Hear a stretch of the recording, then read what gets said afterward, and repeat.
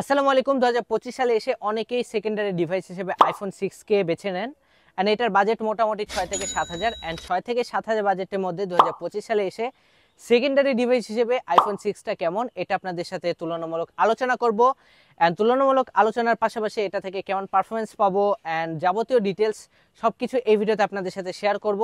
তো কথা বাড়াচ্ছি না, চলেন মূল ভিডিওতে চলে যাওয়া যাক। তার আগে কাইন্ডলি ছোট্ট একটা রিকোয়েস্ট থাকবে ভিডিওটিতে, সেটি হলো আমাদের চ্যানেল এখন পর্যন্ত নতুন হয়ে থাকলে একটি করে সাবস্ক্রাইব করে দিবেন অ্যান্ড ভিডিওটি ভালো লাগলে একটি করে লাইক করে দিবেন। তো চলেন মূল ভিডিওতে।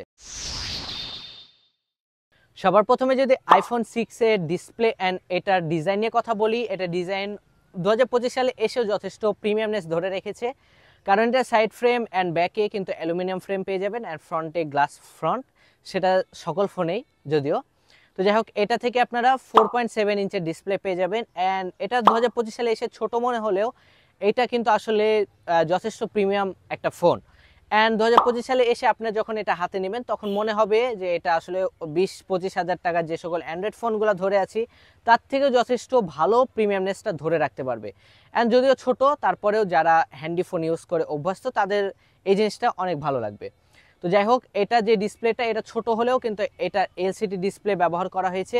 আর এটাকে প্রোটেক্ট করা হয়েছে কি দ্বারা, সেটা তো মানে 2025 সালে এসে সেগুলা নিয়ে ঘাটাঘাটি করার কোনো দরকার নেই, কারণ সেগুলো আসলে যেহেতু সেকেন্ডারি ডিভাইস হিসেবে ব্যবহার করবেন অ্যান্ড এটার প্রাইস রেঞ্জও যেমন, এগুলাতে আসলে গরিলা গ্লাস বা এগুলা এক্সপেক্ট করা আসলে বোকামি।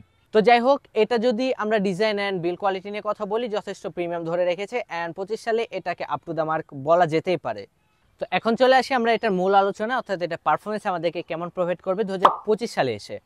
তো 25 সালে এসে এটাতে যদি চিপসেট হিসেবে রয়েছে 20 ন্যানোমিটারের অ্যাপেলের সেই চিরচেনা চিপসেট অ্যাপেল A8 অ্যান্ড এটা থেকে মোটামুটি ভালো পারফরমেন্স পূর্বে প্রোভাইড করলেও বর্তমানে এসে এটা থেকে হাইলি কোনো কিছু এক্সপেক্ট করা বোকামি ছাড়া কিছুই না, কারণ এটা মোটামুটি 2014 সালে রিলিজ হওয়া ফোন অ্যান্ড 2014 সালে রিলিজ হওয়া ফোন এখন মোটামুটি 11 বছর পরে কেমন পারফরমেন্স করবে সেটা আপনারা বুঝেই গেছেন।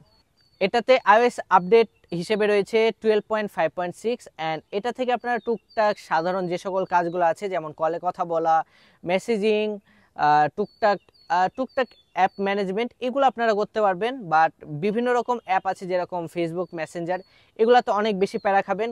বাট বেশিরভাগ অ্যাপেই এরর দেখাবে, তার মূল কারণ হলো iOS আপডেটটা অনেক পুরাতন। তো এটা থেকে টুকটাক যে সকল কাজগুলো সেকেন্ডারি ডিভাইস হিসেবে আপনাদের করা লাগে, কল মেসেজিং, এগুলাই টুকটাক ইউজ করতে পারবেন অ্যান্ড সেকেন্ডারি ডিভাইসে এই ছাড়া তেমন একটা দরকার পড়ে বলে আমার মনে হয় না।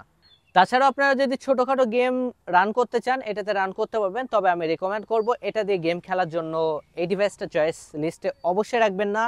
এটা থেকে তুলনামূলক বর্তমানে যে সকল নতুন অ্যান্ড্রয়েডগুলো আছে সেগুলো অনেক অনেক বেটার পারফরমেন্স করবে। এখন আসি আইফোনের ক্যামেরা। অনেকেই কিন্তু জানেন যে আইফোনের পুরাতন ডিভাইসগুলোর ক্যামেরাও কিন্তু অনেক জোস অ্যান্ড আপনারা আইফোন 6এও কিন্তু জোস জোস ক্যামেরা ফিচার পেয়ে যাবেন। ক্যামেরা ফিচার না, এটা থেকে জোস জোস ছবি ভিডিও পেয়ে যাবেন।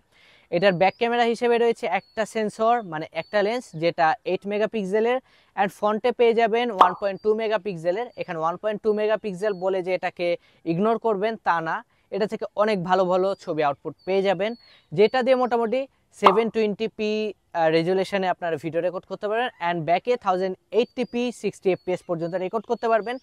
এইগুলা কিন্তু এখন পর্যন্ত দেখা যাবে 20,000 18,000 এরকম স্মার্টফোনগুলোতেও 1080p 60 fps এর ফোন পাওয়া খুবই মুশকিল, তারপরেও এটা থেকে আপনারা এই সাপোর্টটা পেয়ে যাবেন। অ্যান্ড এইটা থেকে ক্যামেরা আউটপুট যদি বলি এক কথায় এই বাজেটের মধ্যে সেরা একটা আউটপুট পেয়ে যাবেন, যদিও ব্যাকডেটেড ক্যামেরা, তারপরেও বর্তমান অ্যান্ড্রয়েড যে সকল ফোনগুলো আছে তাদের তুলনায় অনেক ভালো ছবি ক্যাপচার করতে পারবেন, তাছাড়া ভিডিও ক্যাপচার করতে পারবেন। তো এখন আসি আমরা আইফোন 6 এর সবথেকে উইক পয়েন্ট অর্থাৎ এটার ব্যাটারি সেকশনে। ব্যাটারি সেকশন যদি বলি, এটা 1800 প্লাস ব্যাটারি দেওয়া হয়েছে, যেটা বর্তমান তুলনায় এসে অনেক বেশি খারাপ একটা পারফরমেন্স আপনাদেরকে প্রোভাইড করবে। অ্যান্ড আপনাদেরকে যদি বলি 2014 সালের ফোন বর্তমানে এসে কিন্তু এটার অথেন্টিক ব্যাটারিটা পাবেন না কোনোভাবেই।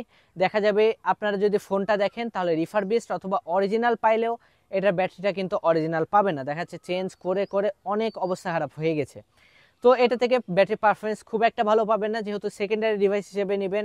কলে কথা বলা অ্যান্ড মেসেজিংয়ের জন্য যদি নেন তাহলে মোটামুটি 1 থেকে 2 বার চার্জ করলে মোটামুটি একটা দিন পার করে নিতে পারবেন কষ্ট মষ্ট করে। অ্যান্ড এটা ইনাফ আমার কাছে মনে হয়, কারণ সেকেন্ডারি ডিভাইস হিসেবে আমাদের অন্যান্য কাজ খুব একটা দরকার পড়ে না।